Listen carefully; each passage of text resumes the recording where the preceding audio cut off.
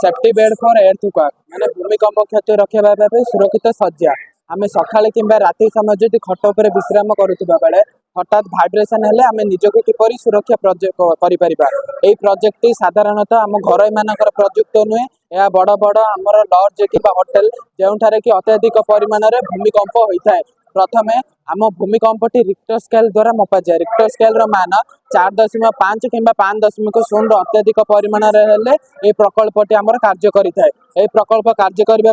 एर्थक्वेक करने गोटे 12 Walter battery और गोटे लुहा दंड सह संयुक्त करे भाइब्रेसन टी करी जिते अत्यधिक परिमाण में भाइब्रेसन हम आमर ये खटटी एक से खटर सेंसर टी से भाइब्रेसन को ट्रैक कर जहाँफल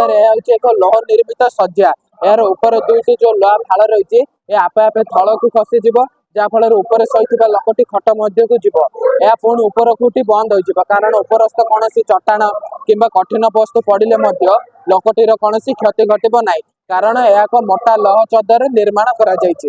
गोटे थर ऊपर को बंद हो गले केड़ बड़ चट्टाण पड़े द्वितीय थर तल को जीव ना एतिर आवश्यक खाद्य जल औषध अम्लजान थली आलोक एवं गोटे लेंस रखा लेंस कार्य होम कारणवशतः एक गोटे पत्थर पड़ना जहाँफल लोकटी बाहर दुनिया देखिपर। यह प्रथम आमर 2023 मसीहा अगस्ट मसरे चीन वांगवांसी प्रस्तुत करते जहाँफल 2023 मसीहा नवेम्बर मसरे आमर मालेशिया राजधानी कुआलालमपुर एक बिरुआ नामक एक लॉज रे यह प्रतिष्ठा कर जहाँफल ए लोकटी 2 ରୁ 3 दिन पर्यंत बंची रही पार। एथमध्य सरकारी अनुदान कौन रेस्क्यू टीम आसी लोकटी को उद्धार करेंगे। यार मु गोटे डेब्यू नौ वाइब्रेसन हवा द्वारा आमर एठार आलोकर व्यवस्था रही है अम्लजान भली आलोकर विभिन्न प्रकार व्यवस्था रही।